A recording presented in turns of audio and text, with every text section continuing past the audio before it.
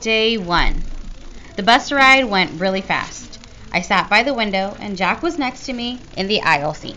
Summer and Maya were in front of us. Everyone was in a good mood, kind of loud, laughing a lot. I noticed right away that Julian wasn't on our bus, even though Henry and Miles were. I figured he must be on the other bus, but then I overheard Miles tell Amos that Julian ditched the grade trip because he thought the whole nature retreat thing was quote-unquote dorky. I got totally pumped because dealing with Julian for 3 days in a row and 2 nights was a major reason that I was nervous about this whole trip. So now without him there, I could really just relax and not worry about anything. We got to the nature reserve at around noon. The first thing we did was put our stuff down in the cabins. There were 3 bunk beds to every room, so me and Jack did rock, paper, scissors for the top bunk, and I won. Woohoo! And the other guys in the room were Reed and Tristan, and Pablo and Nino. After we had lunch in the main cabin, thank you. Sorry about that. Continue on. After we had lunch in the main cabin, it's all right.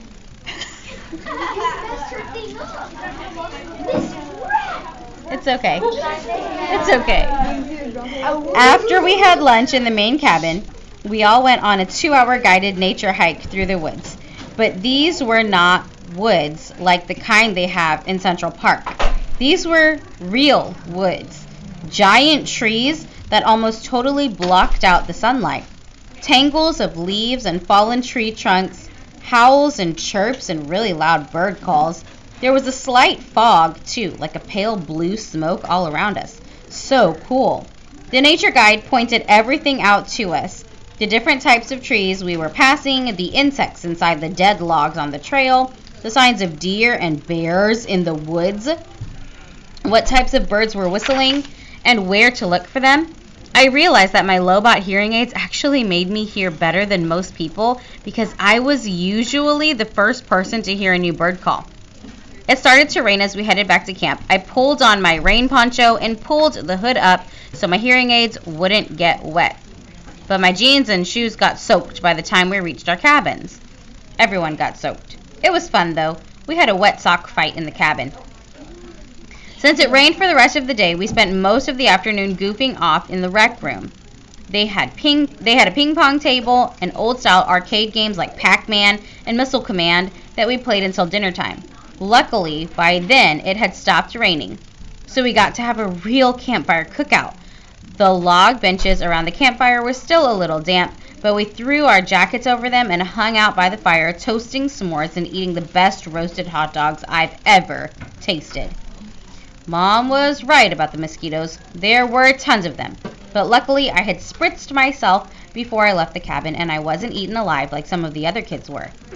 I loved hanging out by the campfire after dark. I loved the way bits of fire dust would float up and disappear into the night and air. And how the fire pit lit up people's faces. I loved the sound the fire made, too, and how the woods were so dark that you couldn't see anything around you. And you'd look up and see a billion stars in the sky. The sky doesn't look like that in North River Heights. I've seen it look like that in Montauk, though. Like someone sprinkled salt on a shiny black table.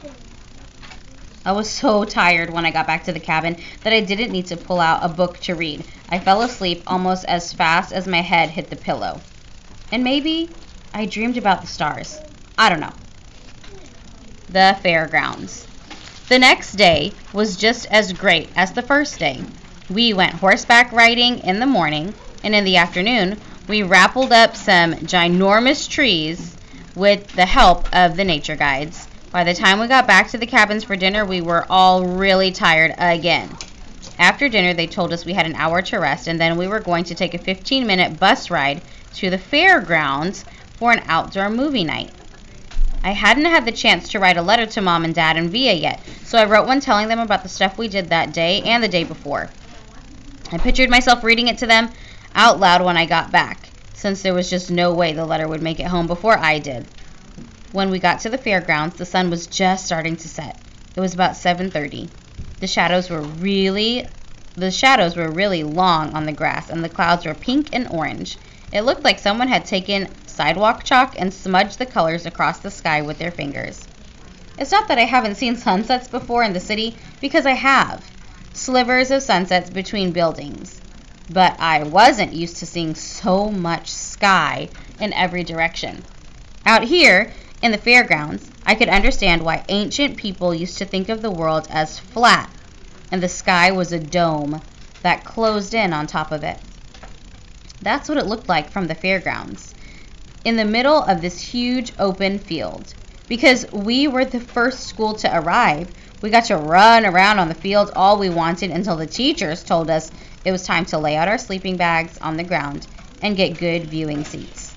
We unzipped our bags and laid them down like picnic blankets on the grass in front of the giant movie screen in the middle of the field.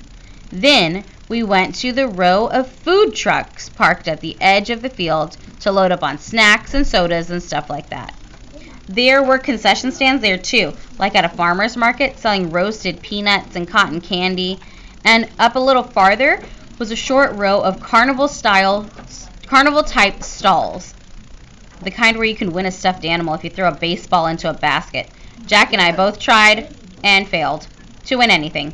But we heard Amos won a yellow hippo and gave it to Jimena. That was the big gossip that went around. The jock and the brainiac. From the food trucks, you could see the corn stalks in the back of the movie screen. They covered about a third of the entire field. The rest of the field was completely surrounded by woods. As the sun sank lower in the sky, the tall trees at the entrance to the woods looked dark blue.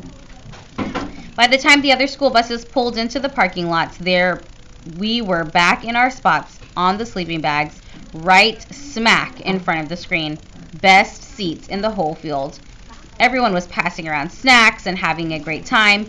Me and Jack and Summer and Reed and Maya played Pictionary. We could hear the sounds of the other schools arriving, the loud laughing, the talking of kids coming out on the field on both sides of us, but we couldn't really see them. Though the sky was still light and the sun had gone down completely and everything on the ground had turned deep purple, the clouds were shadows now. We had trouble even seeing the Pictionary cards in front of us.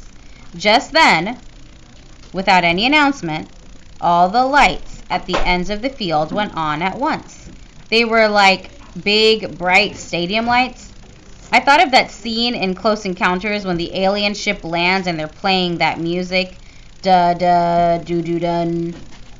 Everyone in the field started applauding and cheering like something great had just happened. Be kind to nature. An announcement came over the huge speakers next to the stadium lights. Welcome, everyone. Welcome to the 23rd annual Big Movie Night at the Borewood Nature Reserve. Welcome, teachers and students from MS 342. The William Heath School. A big cheer went up on the left side of the field. Welcome, teachers and students from Glover Academy. Another cheer went up, this time from the right side of the field. And welcome, teachers and students from the Beecher Prep School. Our whole group cheered as loudly as we could. We're thrilled to have you as our guests here tonight and thrilled that the weather is cooperating. In fact, can you believe what a beautiful night this is? Again, everyone whooped and hollered.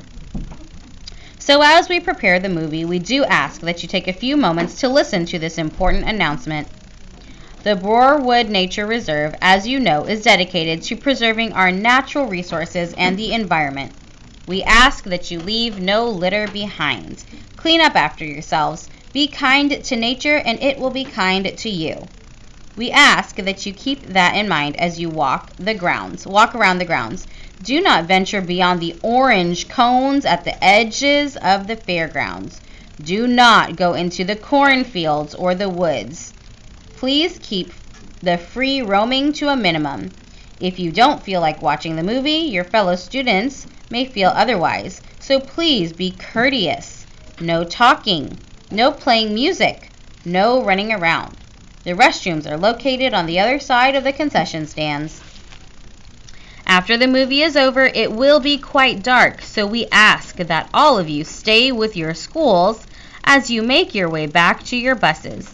Teachers, there's usually at least one lost party on big movie nights at Broarwood.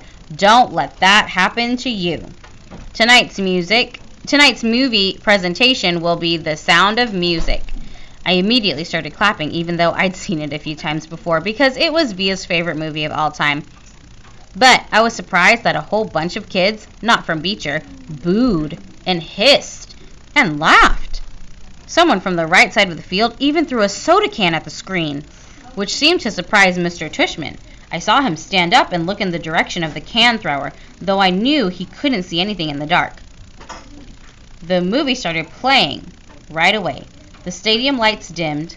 Maria, the nun, was standing at the top of the mountain, twirling around and around. It had gotten chilly all of a sudden, so I put my yellow Montauk hoodie on and adjusted the volume on my hearing aids and leaned back against my backpack and started watching. The hills are alive. Has anybody seen The Sound of Music? Yes. Yeah, it's a good one. Okay. The woods are alive. Last chapter for today. Somewhere around the boring part where the guy named Rolf and the oldest daughter are singing, "You're 16, going on 17, Jack nudged me. "Dude, I've got to pee," he said. We both kind of got up and hopscotched over to the kids who were sitting or lying down on the sleeping bags. Summer waved as we passed, and I waved back. There were lots of kids from the other schools walking around by the food trucks, playing the carnival games, or just hanging out. Of course, there was a huge line for the toilets. "Forget this. I'll just find a tree," said Jack. "That's gross, Jack. Let's just wait," I answered. Ooh. But he headed off to the row of trees at the edge of the field, which was past the orange cones that we were specifically told not to go past. And of course, I followed him. And of course, we didn't have our flashlights because we forgot to bring them. It was so dark now that we literally couldn't see 10 steps ahead of us as we walked toward the woods. Luckily, the movie gave off some light, so when we saw a flashlight coming toward us out of the woods, we knew immediately that it was Henry, Miles, and Amos. I guess they hadn't wanted to wait in line to use the toilets either. Miles and Henry were still not talking to Jack, but Amos had let go of the war a while ago, and he nodded hello to us as they passed by. "Be careful of the bears," shouted Henry, and he and Miles laughed as they walked away. Amos shook his head at us, like, "Don't pay attention to them." Jack and I walked a little farther until we were just inside the woods. Then Jack hunted around for the perfect tree and finally did his business, though it felt like he was taking forever. The woods were loud, with strange sounds and chirps and croaks, like a wall of noise coming out of the trees. Then we started hearing loud snaps not far from us, almost like a cap gun pops. That definitely weren't insect noises. And far away, like in another world, we could hear raindrops on roses. Whiskers on kittens. "Ah, that's much better," said Jack, zipping up. "Now I have to pee," I said, which I did on the nearest tree. No way was I going farther than Jack did. "Do you smell that? Like firecrackers?" he said, coming over to me. "Oh yeah, that's what that is," I answered, zipping up. "Weird. Let's go." We're gonna stop there. Make sure you have your notes written down for today.